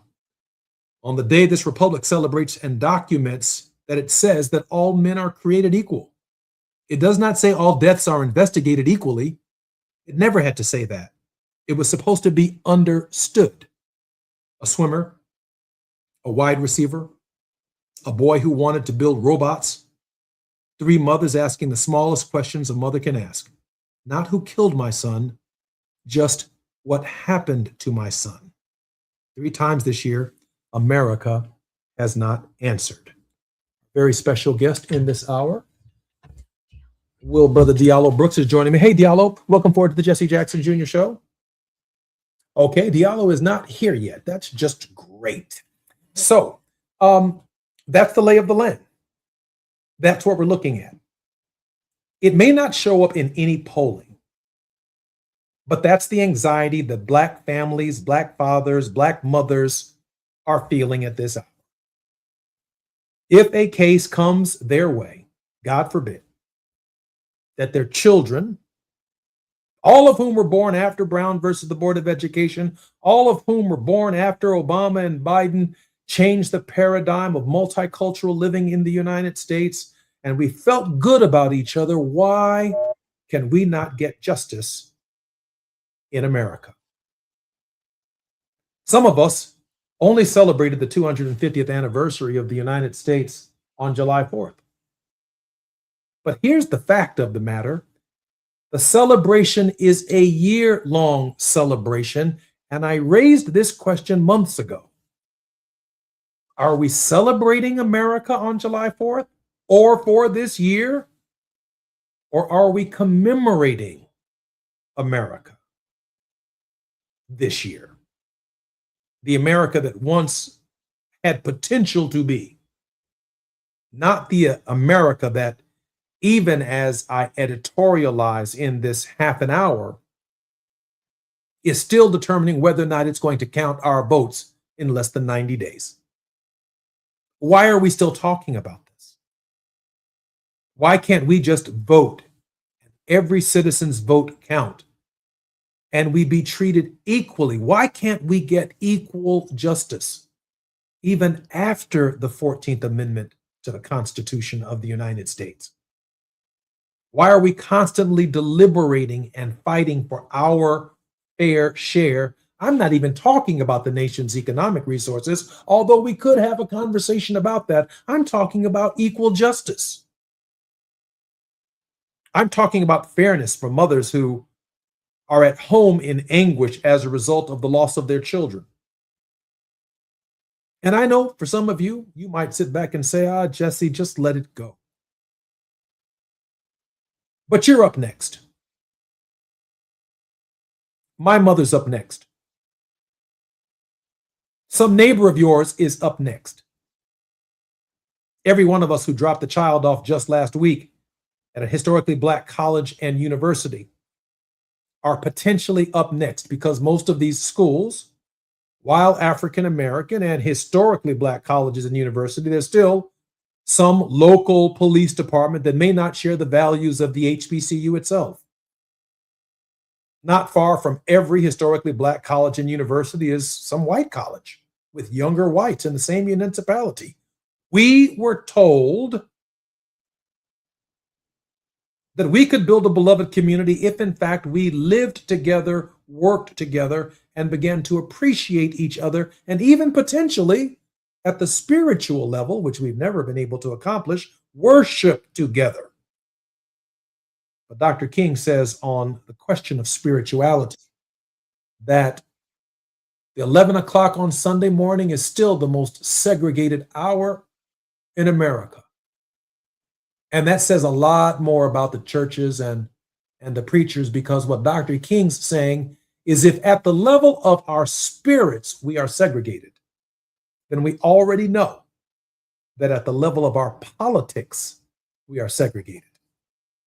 If spiritually as a nation we are segregated, then we already know that at the level of healthcare for all, we are segregated. Somebody's getting healthcare and somebody's not. Somebody's getting flood prevention programs and resources to restore their homes, and some communities are not. If we can't accomplish spiritual integration, then there is simply no integration at any other level of this society that fundamentally matters. Because if we can't be brothers and sisters in church, if we can't be brothers and sisters in Christ, then how do we expect to be brothers and sisters at the level of spirit? And why is spirit so important? Because there is no way on the question of spirit that if my son goes out with his white friends or my son's white friends go out with my son and his buddies, there is no way that their mother, that my mother, or that your mother should be anguishing over basic answers to the questions, what happened to my son? I'm Jesse Jackson Jr. Our very special guest in the next segment of the program will be none other than Diallo Brooks. I'm Jesse Jackson Jr. More on KBLA Talk 1580 when we come forward. It's afternoon drive time with Jesse Jackson Jr. Only on KBLA Talk 1580.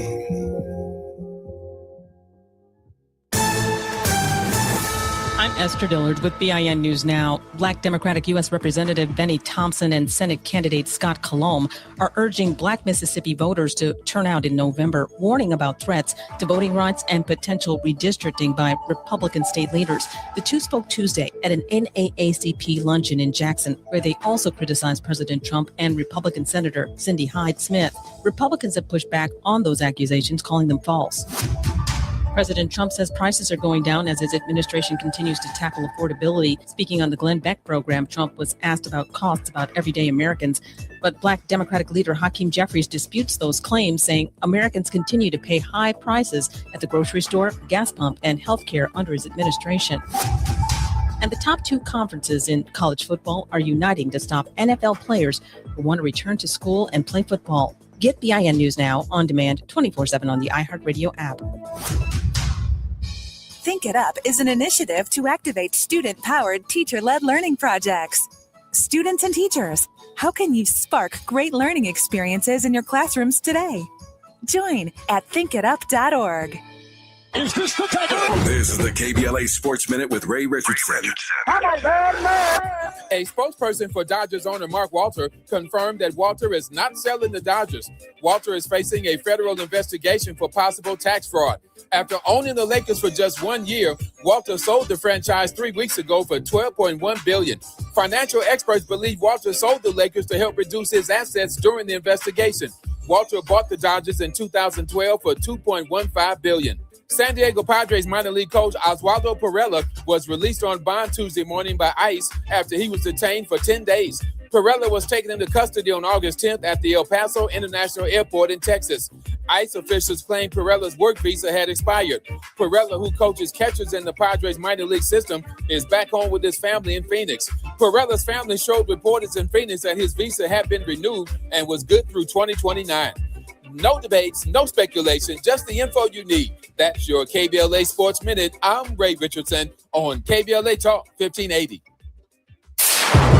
We don't do ordinary. This is KBLA Talk 1580.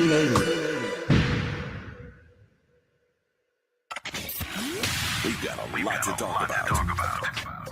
Hi, I'm Zoe Williams, aka the Voice of Reason, encouraging you to join me weekdays from 7 to 9 p.m. for the world's most intriguing relationship radio roundtable. Every night, I facilitate and encourage our loyal listeners to participate in the most engaging relationship discussions you'll hear anywhere. So make it a point to rendezvous with me, Zoe Williams, the Voice of Reason, Monday through Friday, 7 to 9 p.m. Pacific Standard Time. Trust me, your relationships will never be the same. The VOR is on fire tonight. Unapologetically progressive. KBLA Talk 1580. We've got your black. Just in case you missed our Procrastination Crenshaw Town Hall. My name is Khalifa Bey. I am the founder of the South LA Bureau of Tourism and Trade. And how this is impacting me is that I can't promote it. I won't promote it. I hear a lot of talk about everybody. Accountability is responsibility. Change your vote. Change the vote. I know there's a lot of Democrats in this room, and I get all that. But if you keep doing the same thing over and over and over and expecting a different result, it ain't going to happen. And it's not about Democrat, Republican. It's about getting what we need to get done. That's what it is for me. Because this is deliberate. This of our communities. You look at Chicago. You look at all the black communities were built by us. We're in the same condition. So to me, it's by design. And if we don't do something to change the vote to get to what we need, stop having these meetings. Making sure they stick to the truth. We're KBLA, Talk 1580. Noise in here this evening. And close the door because we're going to party in here all night tonight. The choice is yours. Check it out. They're all coming to one stage, one day, one event. Are you ready? It's the California Voices Town Hall and Ballot Forum, Saturday, October 3rd. Look who's talking.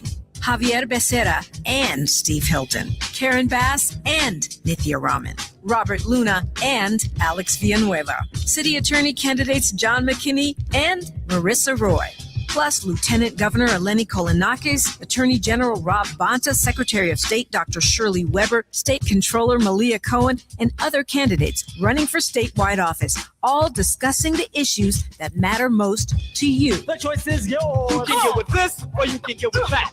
You can get with this or you can get with that. Plus, a full breakdown of all the ballot propositions.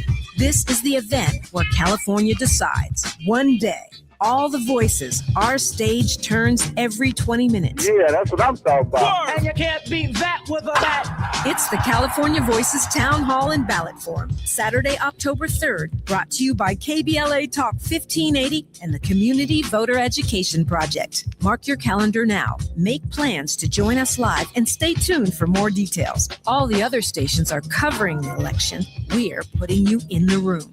We're KBLA Talk 1580, where the candidates come to you. You can get with this or you can get with that. I think you can get with this. This is where it's at, where it's at, where it's at, where it's at. Come on.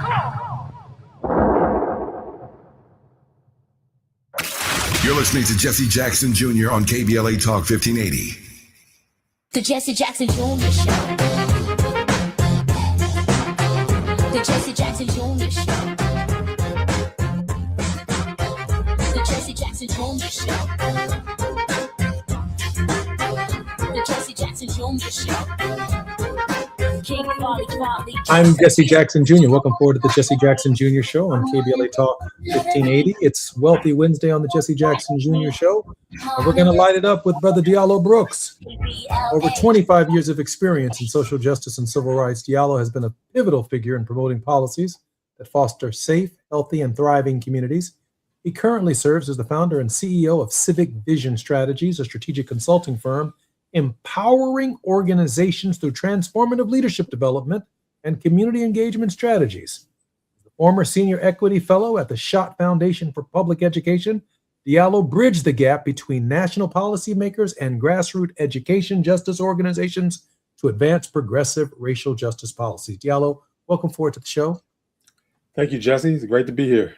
Brother, it's always a pleasure. Hey, listen, first of all, thanks for being on the show. I'm very grateful that you're here and that you could make it.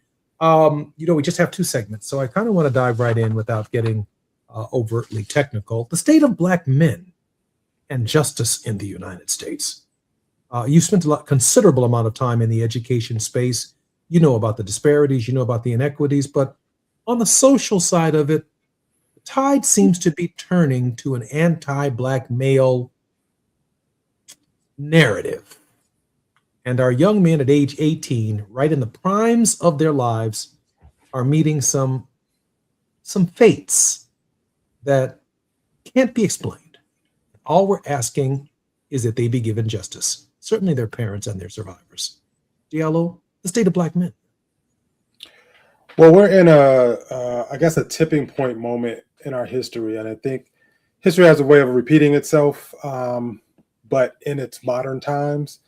And we see it kind of reverting back to the attack on the Black male from a social perspective, from a political perspective, and from a public policy perspective. And when we start to devolve as a nation into a place or going back to a place where we undermine the growth, development, the supports for Black men, it's a troubling time for our community.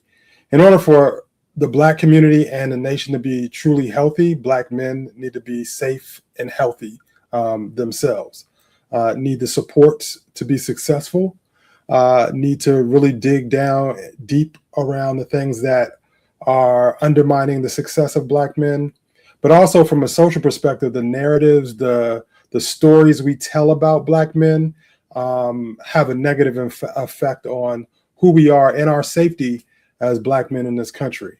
And so there's a real need to reverse the tide in how we talk about Black men, how we talk about the disparities that exist, but also elevate and lift up the positive nature of Black men and the contributions of Black men, both in our community, but also in the nation and in the world.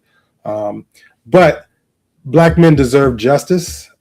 We can't be put in situations when we feel like we need to or are going to socialize outside of our own culture, outside of our own Blackness, in ways that our lives are in danger. I think that's anti all of the work that our forefathers and foremothers have fought for, and we can't let ourselves go back in that direction. I have a great friend. His name was, and I think you know Charles Farrell, who ran at the Rainbow Push Coalition, the Sports Project, and Reverend Jackson, while he was living, argued for more diversity in sport. But I remember having conversations with my dad also about the role that sport played in society. Listen carefully, listeners. The role that sport plays in society. Los Angeles comes together, by and large, around the Lakers. The city of Chicago comes together, by and large, around the Bulls and the Bears. We see blacks and whites playing together.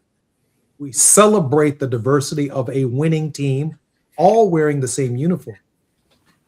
But Chicago is still one of the most segregated cities in America. And when you look at Chicago's mayoral politics, for example, even right now, that vote is probably going to be largely upon racial, social, and caste lines. But don't get me wrong now, when it comes to the Bulls, the White Sox, the Cubs, and the Bears, we come together.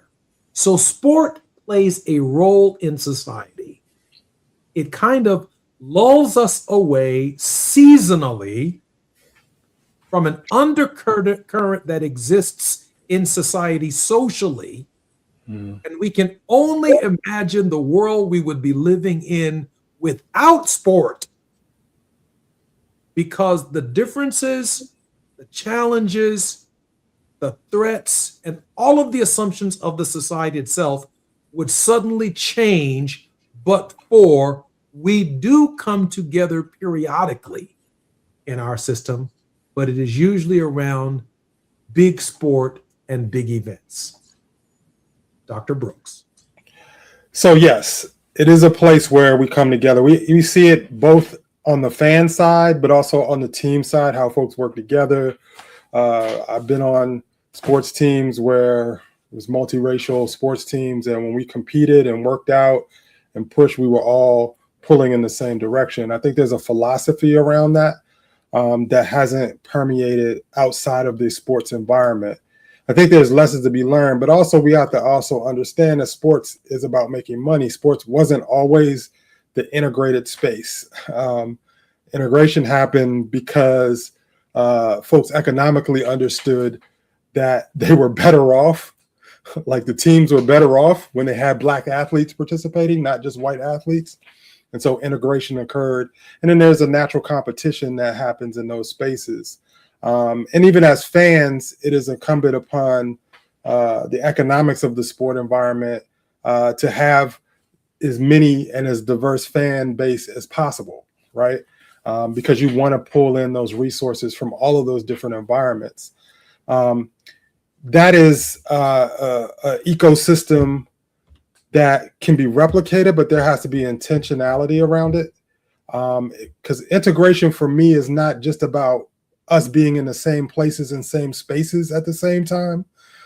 Even in the worship spaces, as I heard you speaking about before, but it's around the true ability for us to navigate and be in those spaces, to be ourselves in those spaces, and not have to give up ourselves. And we're talking about us as Black folks being integrated into larger white spaces. We have to have safety in those spaces. We have to have leadership capacity in those spaces. So what are the things that undermine that in our society? Those are the things that we have to really deal with, because it's not just about putting us in the room. It's about us having equal footing in that room, having equity in that room, having ownership in certain circumstances of those rooms. And so even in sports, there's still a ways to go, because there is a glass ceiling that exists even in sports. We've finally overcome the quarterback in football, where your father's generation had a ceiling, right? They weren't allowed and looked at. And I know your father was a quarterback when he played football, if I remember correctly. Absolutely. In fact, they said a Black man was incapable of making the calculations and the decisions to be a quarterback, to call a play in football. Today, that's water under the bridge. Right. But I say that all to say that until we start breaking those glass ceilings where there is equity in the process, we'll still have the same situations. And I think we are all better off. Our sports teams are better off. The Baltimore Ravens are better off having Lamar Jackson as their quarterback, right? Having allowed that space to happen. We are better off as a society to open the doors to everybody, and also fully support everybody in that integration and growth. It's interesting that where it is happening in sport, it doesn't happen in boardrooms. It doesn't happen in the coaching department. It doesn't happen in politics. It's not happening in church. I'm Jesse Jackson Jr., listening to Jesse Jackson Jr. Show on KBLA Talk 1580. More with Yellow Brooks when we come forward. While you're stuck in traffic, we can at least bring you up to speed on the news of the day. You're listening to Jesse Jackson Jr. only on KBLA Talk 1580.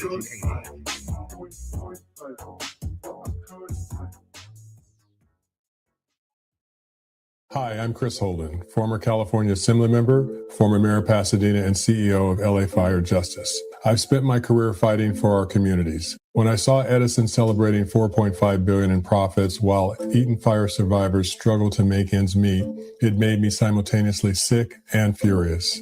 Families and individuals are dealing with financial pressure, insurance delays, costly remediation, and the painful question of how to rebuild their lives, while the utility that caused the fire is paying its executives millions and is more profitable than ever. That's not justice. That's a disgrace. Join the lawsuit with LA Fire Justice to hold Edison accountable. We're here to help you, your family, and our community recover. Visit lafirejustice.com today to learn more about your eligibility and how to start. Advertisement. Douglas Boxer, 221 East Walnut Street, Suite 100, Pasadena, California, 91101 is the attorney responsible for this ad. LA Fire Justice is proud to sponsor Conversation Live. Altadena Forward with James Farr.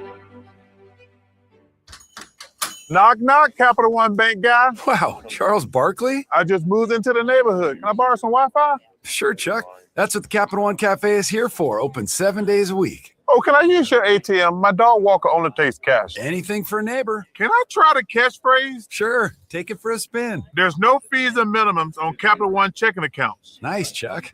I'll take it from here. Capital One. What's in your wallet? Terms apply. Visit CapitalOne.com/bankguide for details. Capital One and name member FDIC. The way I do laundry hasn't really changed until now. Have you seen the new Tide Evo? It may look different, but now I get it. It's a super concentrated laundry detergent towel from Tide, packed with 6 layers of cleaning power. You just toss it in the washer and it dissolves instantly in water. It's built differently to fight tough stains. I love it because Tide Evo comes in a lightweight cardboard box. There's no bulky plastic bottle taking up space. It's perfect for me because I have no space for anything, especially with having twins. It's double the mess and double the load every time. And the biggest perk, it makes getting a Tide clean feel so easy. Try the new Tide Evo super concentrated laundry detergent today.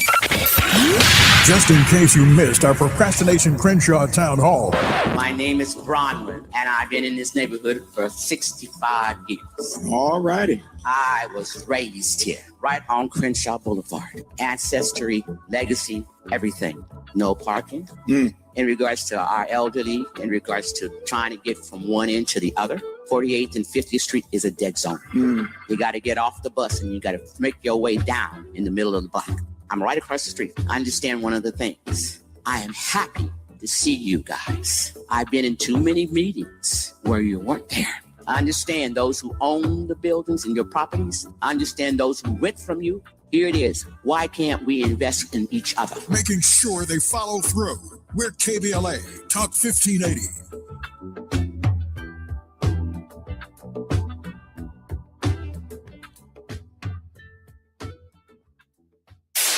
KBLA Talk 1580. We've got a lot to talk about. KBLA Talk 1580, connecting you with services and solutions. 10 Toes In serves as a mentorship and domestic violence prevention program. They support, educate, and empower couples during and after incarceration. They assist male returning citizens to re-enter society successfully and to help them maintain a healthy relationship with their romantic partner. They offer a mentorship support group for formerly incarcerated men. 10 Toes In teaches its Intimate Relationships 101 curriculum at male prisons throughout the state of California. They host sister support group meetings for women who are intimately involved with incarcerated and formerly incarcerated men. 10 Toes In is a 501c3 nonprofit organization. To access their services or make a donation, please visit them online at 10toesin.org or find them on Facebook or Instagram. They are healing lives through relationships. This is a community call to action from KBLA Talk 1580. My mom has decided to learn to paint, and she's good. My dad's now into creative cuisine, and I've already put on 6 pounds. Learning new things comes with age. My mom, she started forgetting my name and what we're talking about. Forgetting well-known things doesn't. Memory loss may be a sign of Alzheimer's disease. Early detection gives you and your loved one time to plan for the future. Learn the warning signs of Alzheimer's at 10signs.org. Brought to you by the Alzheimer's Association and the Ad Council. At the Y, strength means something different. It means people of all ages being together. It means you can be swishing the game-winning shot, learning to plie in first position, jabbing, crossing, and hooking a punching bag, canoeing in the lake at summer camp, donating food for your neighbors, watching your son learn about water safety in the pool. 175 years later, there's still no place like this place. Get involved at your Y. Learn more at ymca.org. Now back to more of Jesse Jackson Jr. on KBLA Talk 1580. The Jesse Jackson Jr. Show. The Jesse Jackson Jr. Show. The Jesse Jackson Jr. Show. The Jesse Jackson Jr. Show. King Quality drop the beat. Come on and talk with me. Come on and listen to me. I'm Jesse Jackson Jr. Welcome forward to the Jesse Jackson Jr. Show on KBLA Talk 1580. KBLA Talk 1580. Diallo Brooks's fellowship embedded him with the U.S. Department of Education under the Biden administration, where he served as a senior executive championing community and equity-focused policies. Diallo previously served as vice president of programs and advocacy at the Schott Foundation. He has senior director of field mobilization, acting engagement. He led the Defend the Black Vote initiative, successfully engaging millions of black voters in the 2020 elections. Diallo, welcome forward to the show. Thanks, Jesse. Diallo, I don't hear Democrats or Republicans necessarily speaking to issues that at this hour impact black men. Now, don't get me wrong. I'm not isolating them. I guess I could go through various segments where Democrats speak about black men generally or speak about voting generally, but I'm talking specifically about a segment of our population and our voting constituency that feels like they're under attack. I heard the arguments while I was campaigning in multiple states for Kamala Harris. They said she wasn't black. They said she was Asian. She ain't never done nothing for black men. She ain't even married to one, is what some would even argue, and that's why they weren't voting. But there was just enough black men who did not vote for Kamala Harris for Donald Trump to be president of the United States. So much so, Reverend Al Sharpton has called a march along with Martin Luther King III this coming Friday, the March on Washington. Many of us will be there supportive of that effort. Reverend Barber, who has at Yale University, teaching social justice. Plans to cover multiple states to encourage Black people to vote and the progressive movement to vote between now and the November election, and obviously on Election Day. What about the Black male, Diallo? Well, there's been a lot of polling recently. There's some polling from Hit Strategies and other places that have tried to dig and peel back the onion as it relates to Black men and how Black men participate in our politics, and not just our elections, but our body politics as a whole. And part of it is a lack of investment over a long period of time from the infrastructure, from the mainstream infrastructures that has marginalized Black men. Black men don't feel like anybody is speaking to their issues, that anybody actually cares about them, their livelihood, their health, their well-being, their mental health, their economic mobility, all of those things. And so when you have neglected a community for so long, a particular segment of our community for so long, you're going to have apathy within that community. It's natural, right? We wake up in the morning and think about politics. Excuse me. But, you know, the average person, they're trying to live their life. And when they don't see systems that are designed to support and help them, there's going to be a pullback from some. And so I say it's time to have a deeper investment, but also to listen to Black men. What do Black men care about? What's important to them? Making sure that we elevate their voices. Diallo, before we get to your word of hope, what are those issues that Black men care about? Well, it's the economy, jobs. It is our healthcare.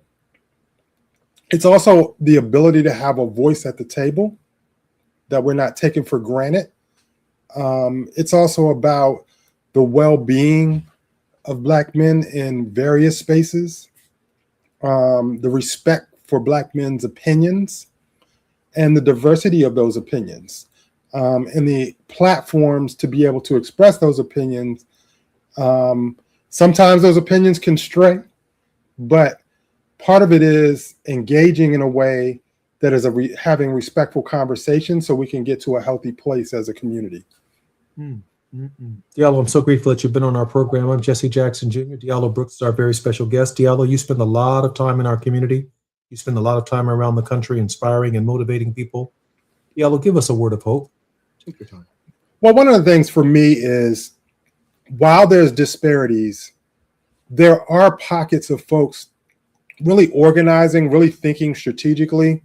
I'll be a part of, I'm a former alum of Black Youth Vote, and they're having a conference as we speak.